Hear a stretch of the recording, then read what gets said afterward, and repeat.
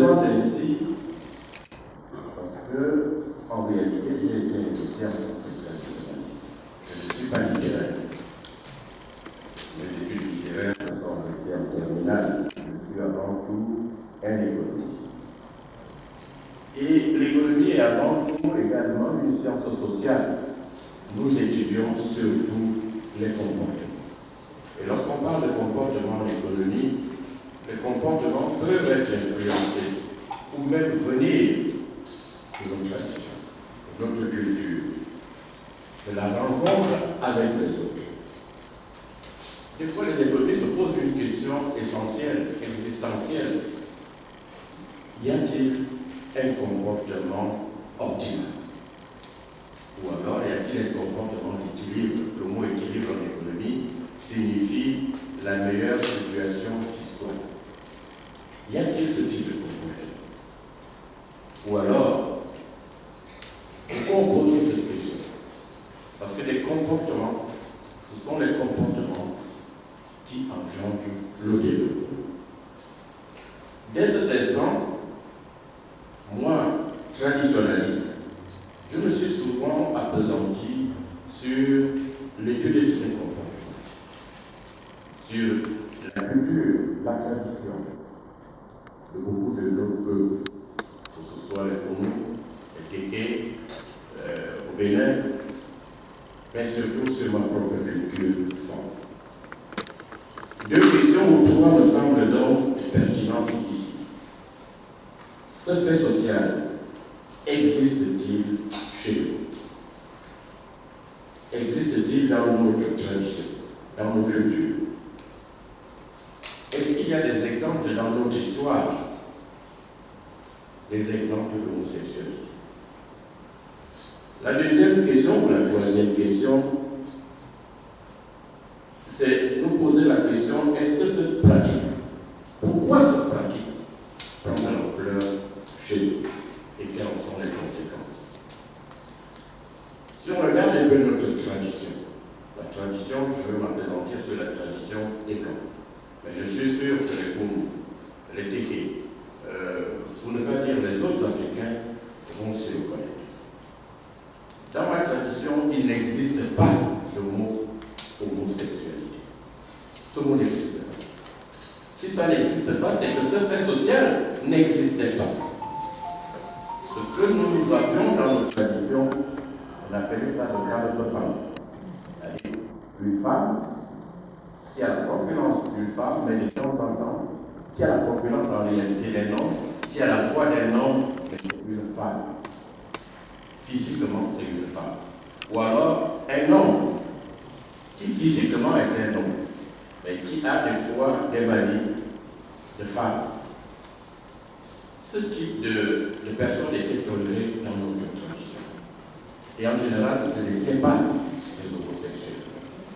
Pour ceux qui sont débutables, vous avez peut-être connu une femme qu'on appelait du côté de Conneville, de la Bourrée. Quand j'étais le gamin, elle jouait au football avec nous. Mais quand elle mettait son pied, ce n'était pas le pied d'une femme. C'était notre numéro 10.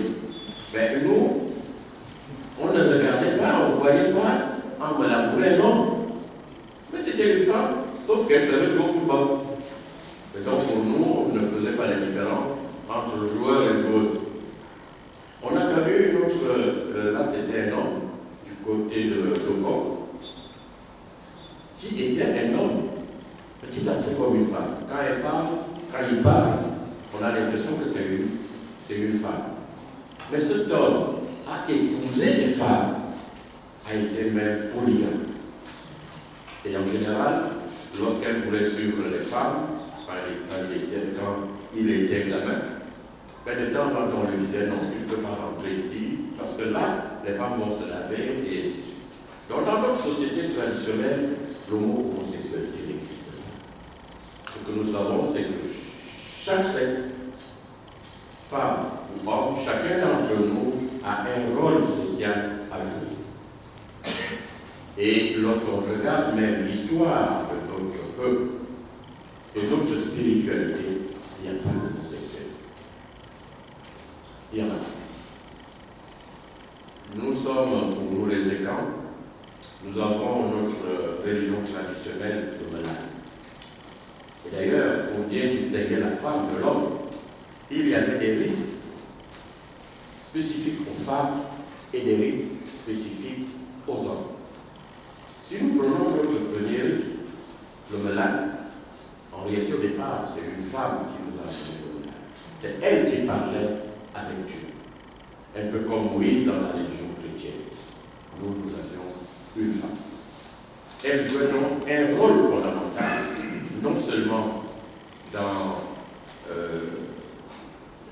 la culture, dans la spiritualité, parce que c'est elle qui parlait avec nous, avec Dieu. Et donc, à chaque fois, à chaque étape, c'est cette femme-là qui allait parler avec Dieu et qui venait dire aux hommes, tout le monde, voilà ce que Dieu a dit. Et c'est elle qui a, pour une fois, amené ce que nous appelons, ce rite que nous appelons Malade, qui est en réalité une alliance. Une alliance entre l'homme-femme, entre l'homme et Cain, et Dieu. C'est cette alliance qu'on a appelée Malade. Et la première interdiction, justement, de Malade, c'est que, je traduis littéralement le fond. Ne mange pas l'herbe de Dieu, car c'est un terreau. Ne prends pas la tradition. Si tu as un problème, adresse-toi directement à Dieu. À la limite, dans la religion chrétienne aujourd'hui, on penserait que nous sommes des orthodoxes. Et donc, dès cet instant, dans notre culture, il n'y a pas d'homosexualité. On n'a pas de les seuls comportements un peu déviants, ce sont des gens qui sont nés de la santé. C'est une femme, mais elle a des manies d'homme, ou c'est un homme qui a des manies de femme. Mais ça ne veut pas dire que cet homme-là sortait avec d'autres hommes. Non. Et d'ailleurs, dans la tradition, quand on demande à l'homme de rester au corps de garde, c'est parce qu'il doit apprendre comment l'homme doit se comporter. Comment doit-il vivre avec une femme? De la même manière, on demande à la fille de rester à la cuisine. Parce qu'elle doit apprendre comment garder un homme lorsqu'elle sera en mariage. Quel est le rôle d'une femme? Voilà ce qu'elle va apprendre dans les cuisines. Alors, la question est pourquoi aujourd'hui ce fait social a plus de l'ampleur? Il y a évidemment plusieurs réponses. Les littéraires, parlait tout à l'heure, on a dit Robert, il parlait de déracinement culturel. Il a parlé de Tchekabidougan avec l'aventure habituelle, où on voyait Samba Diallo, qui après avoir été à l'école des Blancs, en retournant chez lui en Afrique, en fait, qui tue Samba Diallo, c'est un fou. Le fou est plus accepté que Samba Diallo, parce que pour les villageois, ben c'est Samba Diallo qui est même plus fou en réalité que le fou du village. C'est dire donc que c'est d'abord la rencontre avec les autres peuples. C'est la rencontre avec les autres peuples. Et surtout, malheureusement, la méconnaissance de la tradition. La culture des autres a été utilisée comme un élément de colonisation, un outil de colonisation. Et ce qu'on nous a appris, c'est que nous devons célébrer la culture des autres. Et c'est resté en nous. Quand un Gabonais parle de vaudou, par exemple, tu as envie de rire pour celui qui connaît le vaudou, mais il a l'impression que c'est toujours la culture de l'autre qui domine. Lorsqu'on va chez les Européens, on a vu les homosexuels être tolérés et on pense que c'est bien. Donc cette méconnaissance de notre culture, malheureusement, est préjudiciable à notre tradition et surtout à notre manière de nous comporter. On a trop célébré la tradition des autres. On a pensé même que notre propre tradition était diabolique. Or non. La deuxième question, pourquoi aujourd'hui ça prend de l'ampleur? En dehors de ces déracinements culturels, cette rencontre avec les autres peuples, cette méconnaissance de la culture, parce qu'en réalité, peu de personnes connaissent notre culture aujourd'hui. Je suis sûr que dans la salle, pour ceux qui sont écrans, si je demandais pourquoi on danse quand nous faisons les retraits de deuil, je suis sûr que beaucoup n'auront pas la bonne réponse. Pourquoi on danse? Pourquoi ces retraits de deuil pour résoudre les problèmes de la famille? Peu de personnes ne répondront à cette question. Et effectivement, nous avons tellement mis de l'eau dans notre culture qu'on pense aujourd'hui que le retrait de deuil est devenu en réalité une cérémonie chrétienne en réalité. Mais non, et pas une cérémonie chrétienne. Certes, c'était la plus grande cérémonie, pour ne pas dire mystique, spirituelle chez les femmes. Parce qu'on faisait revenir le monde. Et d'ailleurs, c'est la première cérémonie que les Européens ont eu à interdire. Parce qu'ils ne comprenaient pas comment on pouvait faire revenir un monde. Et eux, ils proclamaient qu'il n'y a que Jésus qui est revenu du pays des morts. Et comment faisait-il ces écrans? Bref, ce qui va favoriser justement ce fait social, Madame vous parle de fléau, c'est d'abord aussi la pauvreté. Nous sommes pauvres. Un gamin qui ne connaît pas sa relation avec la terre, qui ne sait pas ce que c'est que la tradition, qui n'a vécu qu'à une vie, à qui on pose comme condition pour avoir un boulot, d'être homosexuel, il ne réfléchit pas une fois. Il ne va même pas réfléchir sur les conséquences. Il sera homosexuel. Malheureusement, avec les pays, ça devient également ça. Il ne faut pas se leurrer. Les homosexuels ont un lobby puissant, riche. Et ils attendent justement les pays pauvres. Pauvres spirituellement, pauvres monétairement, pauvres socialement. À ces pays-là, on fait miroiter des financements à une seule condition. Vous devenez d'abord homosexuel. Ou alors vous dépénalisez l'homosexualité.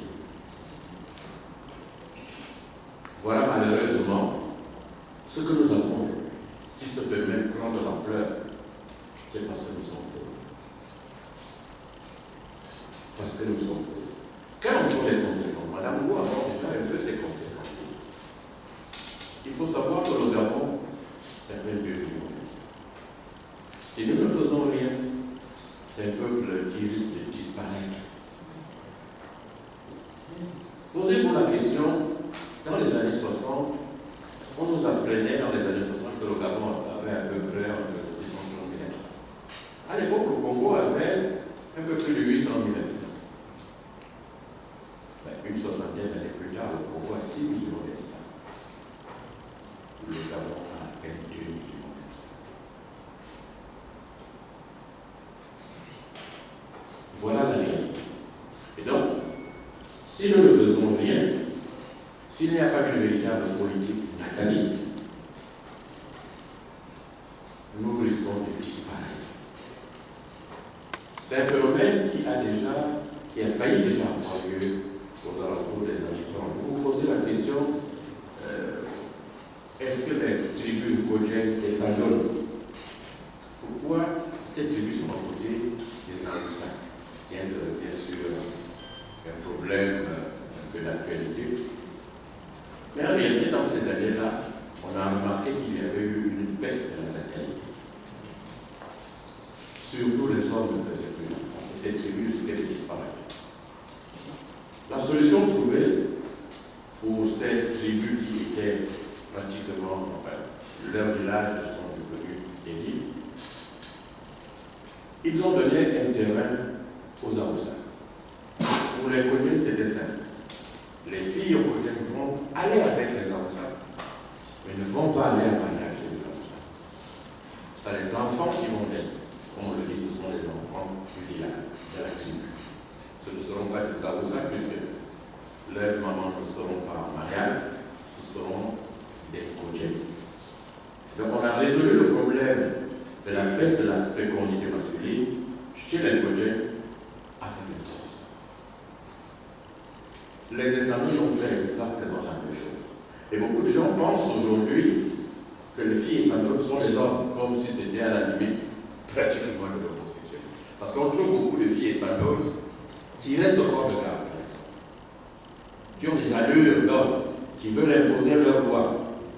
Mais en réalité, c'était un problème de natalité tout ça. Et c'est pourquoi d'ailleurs la loi sur la nationalité a pris soin quand même de nommer ces vieilles familles à Moussa qui sont chez nous. Ils sont des Gabonais comme vous et moi, parce que les premiers sont dans les années 30. C'est dire qu'en réalité, il faut connaître l'histoire de son pays. Il faut connaître l'histoire même de sa province pour poser de bonnes questions. Nous sommes aujourd'hui encore en train de réfléchir sur le système politique qui peut nous permettre d'avoir des élections crédibles. Et oui, et nous sommes, on le voit déjà, beaucoup sont en train de faire du copier-coller. Nous faisions déjà le copier-coller comportemental.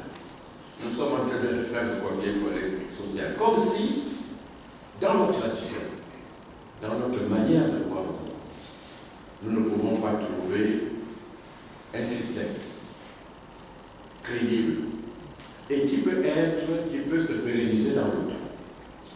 Ce n'est pas seulement un système valable aujourd'hui, mais qui doit être valable demain, après-demain, et ainsi de suite. Et beaucoup sont en train de dire non, adoptons comme les Anglais, adoptons ceci, mais on voit bien que ça n'a pas marché dans beaucoup de pays africains. Et on voit bien que ça n'a pas surtout marché dans les pays où on a oublié sa propre culture. Je finis donc par dire, essayons de trouver une voie endogène qui nous mène vers le développement. Cette voie endogène, c'est d'abord nous réapproprier notre culture. Ce n'est pas facile, je le sais. Chercher dans notre culture ce qui est positif. Évidemment, nous ne vivons plus dans notre nation. Nous vivons dans un monde planétaire. Et je posais la question à un de mes grands-pères, M. Igor Jean-Marc, et je l'appelais affectueusement nègre. Il me disait souvent, si tu penses que je suis le nègre déraciné, erreur monumentale. Je suis ce nègre fondamental de l'UCDR. Ce nègre qui est au centre du rendez-vous, du donner et du recevoir. Moi, je suis nègre parce que je suis nègre de ma culture, parce que j'aimerais aussi imposer ma culture aux autres, tout en prenant ce que eux, ils ont. Je vous remercie.